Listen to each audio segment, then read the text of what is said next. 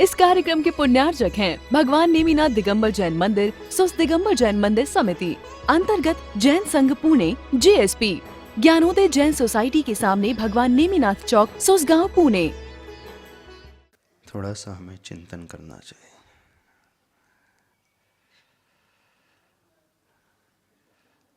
जो श्लोक लेकर के चल रहे थे,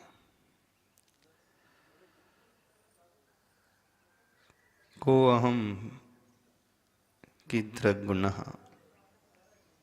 क्वत्य किं प्राप्य किं निमित्तकः इत्युह प्रत्ययं नो चेदस्थाने मतिर्भवेत्। पहला प्रश्न जीवन का, को अहम, मैं कौन हूँ। जब हम अपने आप को पहचान लेते हैं, हम अपनी क्षमता को परख लेते हैं, मेरा पोटेंशियल क्या है यह समझ लेते हैं, उसके बाद अगली स्टेप आती है, आखिर मेरी क्वालिटीज़ क्या क्या है।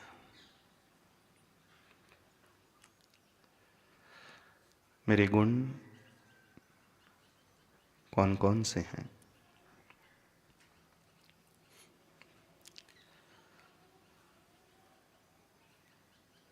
कई बार ऐसा भी होता है, हम अपनी क्षमता को पहचान करके भी वो अचीव नहीं कर पाते जो चाहते हैं। बहुतों के साथ ऐसा होता है। समझ लेता है कि मेरा पोटेंशियल तो बहुत है, लेकिन वहाँ तक वो नहीं पहुँच पाता है। उसके पीछे कौन से कारण होते हैं, आज थोड़ा उनके बारे में अपन समझने की कोशिश करते हैं। जो दूसरा प्रश्न उठाया गया है इसमें,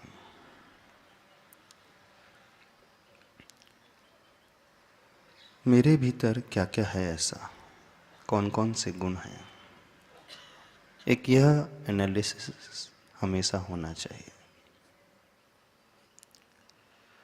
आचार्य भगवान ने एक दोहा लिखा है, बड़ा अच्छा दोहा है।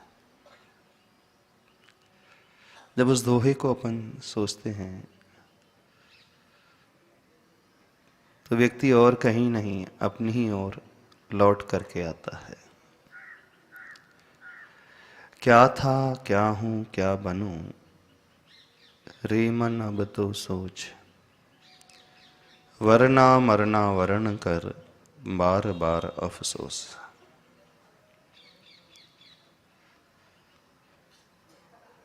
सेल्फ रिफ्लेक्शन, इंट्रोस्पेक्शन इसी से आता है। मैं क्या था, वर्तमान में मैं क्या हूं, भविष्य में मुझे क्या होना है, क्या बनना है। रे मन अब तो सोच, बार बार यह व्यक्ति को सोचना चाहिए। और जो व्यक्ति यह नहीं सोचता है, उसे लाइफ के एंड में सिवाय रिग्रेट के कुछ नहीं हासिल होता है, सिवाय पछतावा के। एक अफसोस उसके भीतर रह जाता है। और बहुत सारे लोग ऐसे होंगे जिन्हें अपने लाइफ में बहुत से रिग्रेट्स होंगे। हम यह नहीं कर पाए। सोचा तो था कि लाइफ में, भविष्य में हम यह करेंगे। जब इस दुनिया को छोड़ते हैं तो छोड़ते समय व्यक्ति चिंतन करता है, रियलाइज करता है, अपने फ्लैशबैक में जाता है। उस समय वो महसूस करता है कि बहुत सारी ऐसी चीजें थी जो मैंने सोचा था करूंगा कभी ना कभी, लेकिन नहीं कर पाया। कई लोगों के कई रिग्रेट्स होंगे। ऐसा नहीं है, जीवन के अंत में ही वो पहचानता है। जैसे जैसे वो आगे बढ़ते चले जाता है, एक फेज निकलते चले जाता है, वैसे वैसे वो महसूस करने लगता है, काश उस समय ये कर लिया होता, मौका मैं चूक गया। यही बात आचार्य भगवान कह रहे हैं। क्या था, क्या हूं, क्या बनूं, मेरा अतीत कैसा था, पास्ट कैसा था। क्या हम अपने पास्ट के बारे में सोचते हैं? कितने लोग अपने पास्ट के बारे में सोचते हैं? कहा तो यही जाता है व्यक्ति को हमेशा वर्तमान में रहना चाहिए, है ना? हमेशा प्रेजेंट में ही जीना चाहिए। जो व्यक्ति पास्ट और फ्यूचर में जीता है वो अपने वर्तमान को खो देता है, उसे जीवन में कुछ नहीं मिलता है। यदि हम जिस हैप्पीनेस की तलाश कर रहे हैं, जिस आनंद की तलाश कर रहे हैं, वो हैप्पीनेस तो हमें वर्तमान में ही मिलेगा, एट दैट मोमेंट। जो इस मोमेंट को छोड़ देगा वो कुछ भी नहीं पाएगा, ऐसे ही कहा जाता है, नहीं कहा जाता। लेकिन आचार्य भगवान यहाँ कह रहे हैं नहीं, हमें यह भी सोचना है कि हम क्या थे।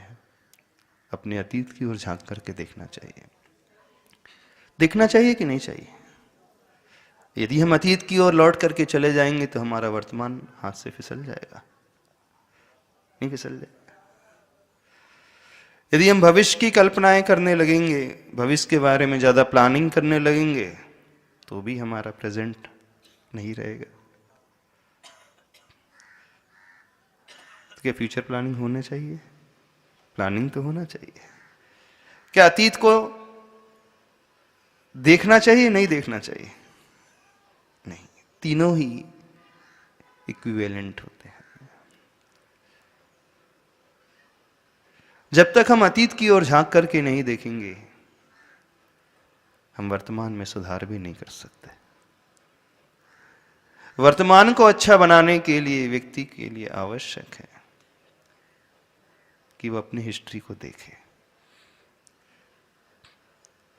हिस्ट्री से हमें बहुत बड़ी शिक्षाएं मिलती हैं। इतिहास को जब हम पलटते हैं, इतिहास के पन्नों को जब हम देखते हैं, उन लोगों के जीवन चरित्र को देखते हैं जिन्होंने जीवन जिया, लेकिन कहां कहां वे गलती कर गए। उनकी उन गलतियों से बहुत बड़ा लेसन मिलता है। ठीक है, दूसरों की लाइफ स्टोरी के बारे में आप सोचते हो, पढ़ते हो, कभी अपने जीवन के बारे में भी सोचा करो, पढ़ा करो। कितने लोग अपना एनालाइज करते हैं, अपने आप को देखते हैं, परखते हैं। हमने अतीत में क्या क्या गलतियां कर दी,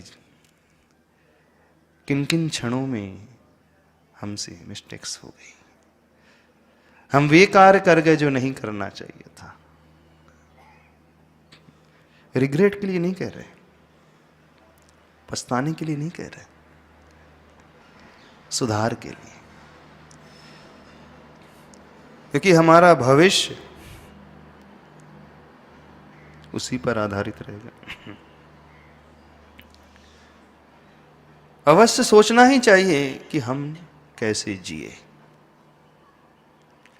अभी तक की जो जिंदगी हमने जी ली है, अभी तक का समय जो हम व्यतीत कर चुके हैं, जो हमारे हाथ से जा चुका है, निकल चुका है, नो डाउट अभी कल लौट करके कभी नहीं आएगा। वो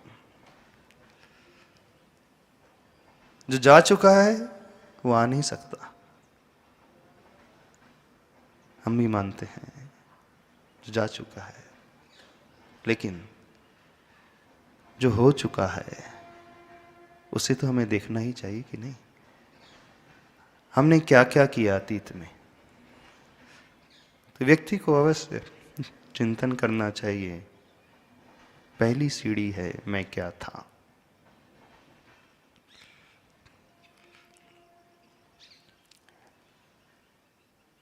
कैसा था मैं, क्या क्या मैंने किया, किन किन परिस्थितियों में किया, क्यों किया, जो मैंने किया सही किया अथवा नहीं किया, क्या उसके अलावा कोई और रास्ता था कि नहीं था, कि जो मैंने रास्ते को चुना, जिस रास्ते पर मैं चला वही सही था, कि इसके अलावा और भी ऑप्शंस अवेलेबल थे।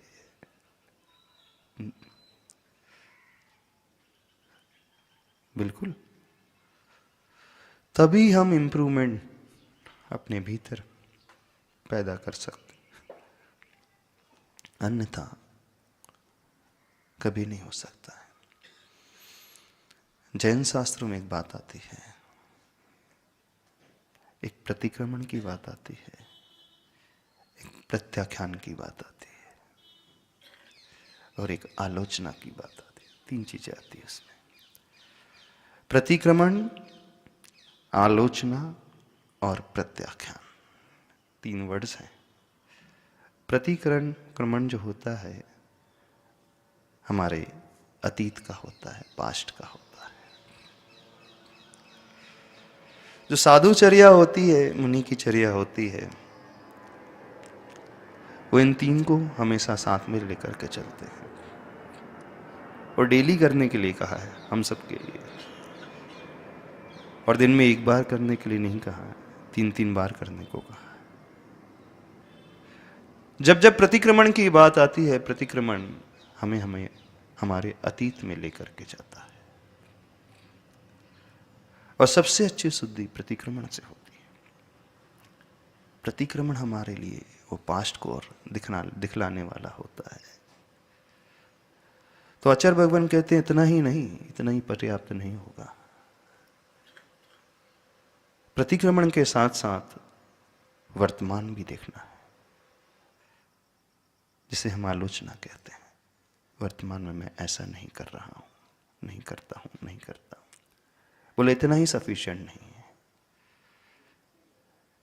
आलोचना के साथ साथ प्रत्याख्यान की भी आवश्यकता है। प्रत्याख्यान, भविष्य में मैं ऐसा नहीं करूंगा, एक संकल्प,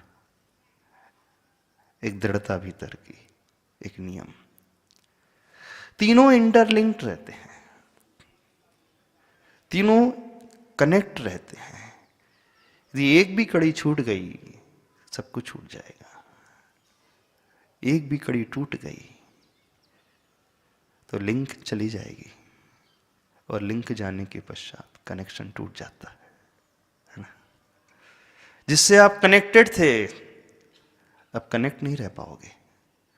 ऐसे ही होता है, इंटरनेट में भी तो ये होता है, थोड़ी सी लिंक जाती है तो कनेक्शन टूट जाता है।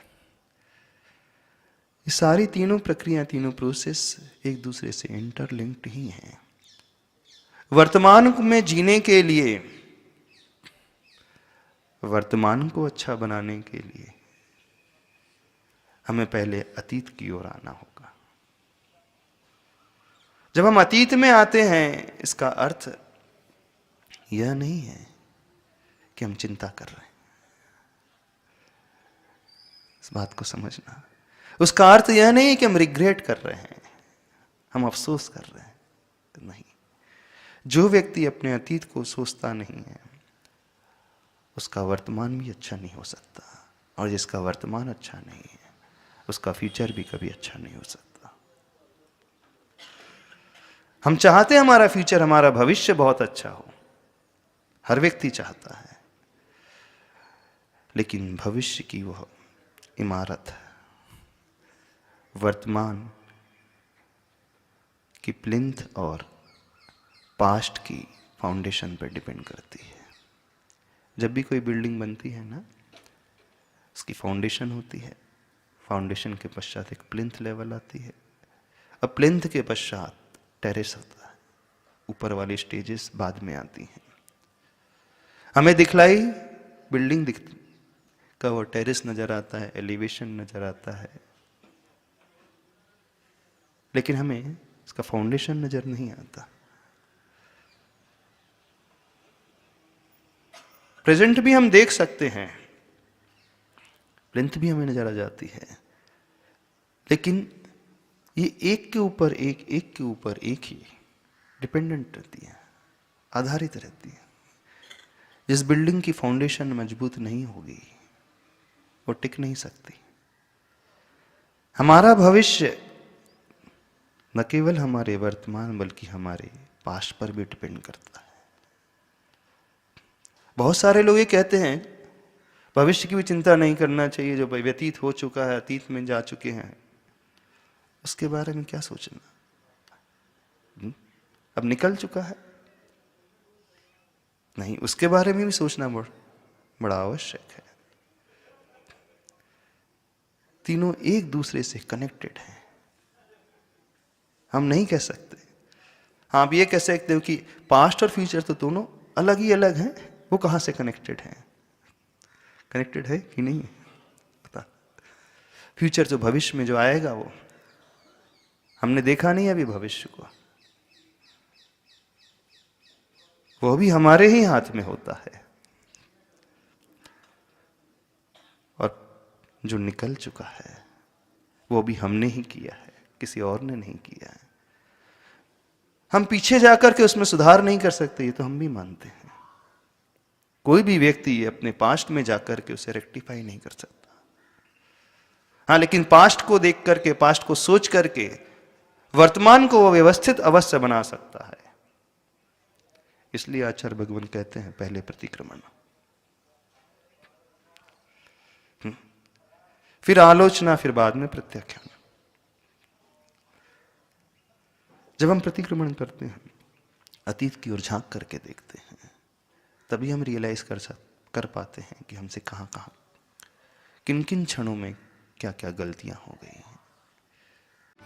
इस कार्यक्रम के पुण्यार्जक हैं भगवान नेमिनाथ दिगंबर जैन मंदिर, सुस दिगंबर जैन मंदिर समिति, अंतर्गत जैन संघ पुणे, JSP, ज्ञानोदय जैन सोसाइटी के सामने भगवान नेमिनाथ चौक, सुसगांव, पुणे।